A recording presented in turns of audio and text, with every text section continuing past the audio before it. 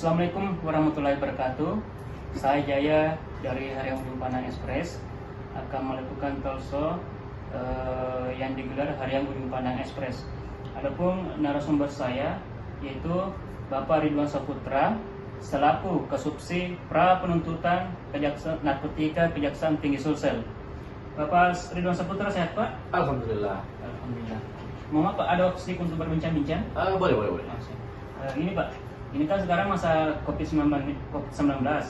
Nah, keseharian Bapak ini selaku jaksa, apakah semuanya kinerja Bapak selama ini berjalan dengan lancar atau ada kendala, Pak?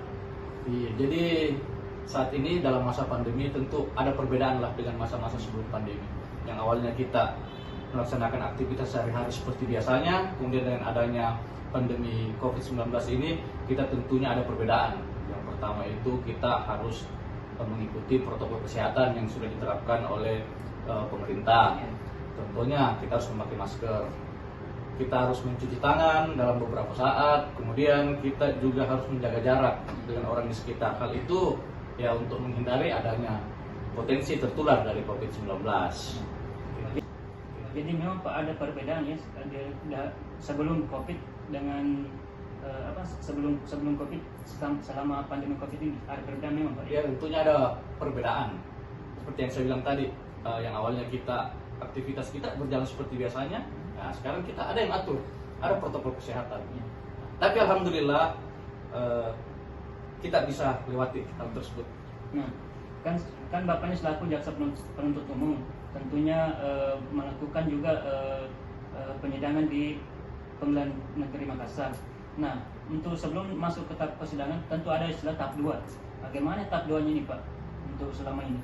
Ya, jadi tahap 2 sebelumnya sebelum pandemi ya. Tahap 2 itu kita lakukan di Kejaksaan Negeri Makassar. Kemudian setelah penyidik menyerahkan terdakwa dan barang bukti ke kami, terdakwa itu kita langsung titipkan apabila dia ditahan, kita langsung titipkan dia ke rutan kelas 1A Makassar. Namun selama pandemi ini, dalam masa pandemi, ketika ada surat edaran dari Kemenkumham bahwa yang tahanan yang bisa diterima adalah tahanan A3 atau tahanan hakim, maka untuk sementara kami menitipkan tahanan-tahanan tersebut di Polda, rutan Polda Sulsel, rutan Polres tempat, kemudian rutan BNN. Namun ketika dia tidak ditahan atau ditahan kota, ya kalau awal-awalnya kami merasa kendala tersebut agak berat, tapi karena mau tidak mau kita harus laksanakan, insya Allah bisa kita lakukan. Kan biasanya setahu saya Pak, setelah proses tahap 2 tentunya berlanjut ke persidangan nih. Nah, setelah di persidangan nantinya kita melaksanakan proses sidang itu secara manual atau virtual Pak?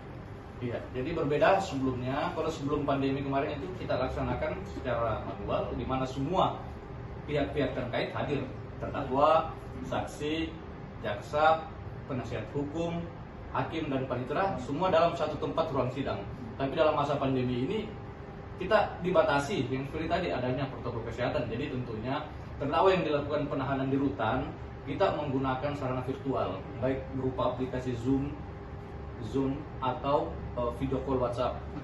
Tentunya kita minta bantuan kepada pengawal tahanan yang standby di rutan untuk menggunakan, karena tahanan kan nggak punya handphone. Betul. Iya. Jadi tentunya kita minta bantuan pengawal tahanan yang memiliki handphone dan memiliki aplikasi WhatsApp. Disitulah kami menghubungi pengawal tahanan tersebut untuk melakukan sidang secara virtual dengan terdakwa. Namun JPU tetap berada di pengadilan, hakim, panitera dan penasihat hukum tetap berada di pengadilan. Ketika dia pemeriksaan saksinya kita undang di pengadilan ataupun misalnya Polres tempat, kemudian rutan BNN. Namun ketika dia tidak ditahan atau ditahan kota, kembali menjalankan aktivitas seperti biasa. Kan ada juga nih informasi kita dapat ini rutan sering overkapasitas.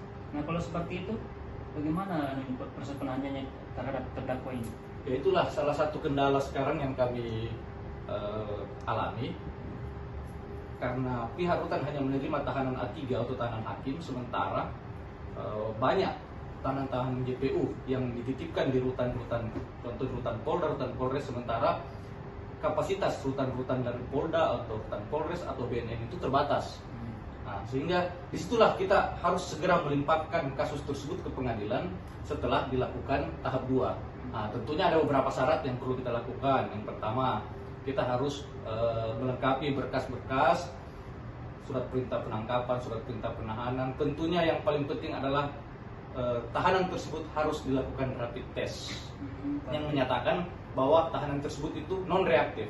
Kalau reaktif, maka kita tunda untuk diserahkan ke rutan, kita karantina dulu di rutan di mana dia ditahan saat itu. Berarti memang selama ini peminatnya ada memang terkendalanya selama COVID ini Pak Adi? Ya, kalau awal-awalnya kami merasa kendala tersebut agak berat, tapi karena mau tidak mau kita harus laksanakan, melakukan sidang secara virtual. Ya, dan memang Pak selama ini ketika misalnya dilakukan sidang secara virtual, pasti kadang ada terkendala misalnya jaringan atau bagaimana Pak Adi? Ya. Mungkin barangkali ada, kalau bagi Bapak sendiri melihat situasi seperti ini, kalau menurut Bapak alangkah baiknya kira-kira sidang virtual melalui aplikasi apa ini Pak? Misalnya Zoom kah atau WhatsApp kah atau apa? Jadi terkait sidang virtual kami selama ini kendalanya di jaringan. Nah, terkadang jaringan ada yang bagus. Ketika jaringan bagus, maka proses komunikasi kita dengan pihak-pihak terkait itu lancar, tidak terkendala. Tetapi ketika jaringan juga kurang bagus, maka tentunya apa yang disampaikan oleh pihak di dalam aplikasi tersebut, aplikasi Zoom atau WhatsApp tersebut biasa kurang kedengaran, tidak jelas, sehingga kami harus beberapa kali mengulang-ulang pertanyaan. Nah, tentunya terkendala di situ. Tetapi itu bukan merupakan suatu penghalang untuk kami melaksanakan tugas sebagai JPU.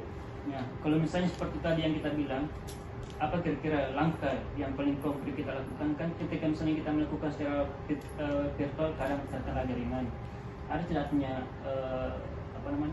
sidang yang dilakukan hanya menghadirkan terdakwa dan kuasa hukumnya saja tanpa dihadiri masyarakat umum. Terkadang sih begitu. Yang kami lakukan itu kan mulai dari tahap 2 sampai persidangan memang ada kendala-kendala, meskipun artinya bukan sebagai penghalang untuk melaksanakan penegakan hukum. Jadi begitu Pak Jaya. Sekarang berbeda dengan dulu. Kalau yang sekarang itu ada yang namanya virtual, sidang virtual. Nah, itulah sebenarnya yang menjadi kendala-kendala, tapi karena alhamdulillah sudah sering kami lakukan, jadi tidak menjadi suatu penghalang untuk melaksanakan pekerjaan. Oke, terima kasih Bapak Iwan Saputra atas waktunya. Terima kasih. Saya Jaya dari wartawan Harian Ujung Pandang Express telah berbincang-bincang bersama Bapak Ridwan Saputra selaku Kasubsidi Pra Penuntutan Narkotika Kejaksaan Tinggi Sulsel. Demikian, wabillahi taufiq wal hidayah. Wassalamualaikum warahmatullahi wabarakatuh. Waalaikumsalam.